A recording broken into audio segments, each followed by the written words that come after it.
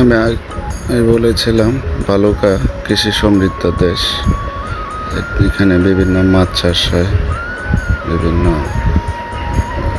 মাছের অভয়ারণ্য।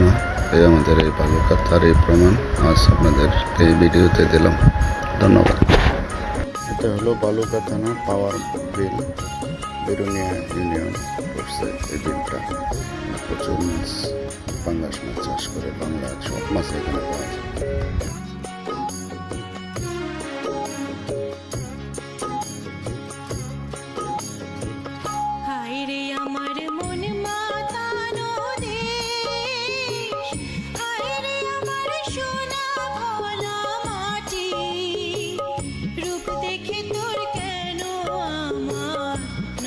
ভরে না তোরে এত ভালোবাসি তবু পরাণ ভরে না।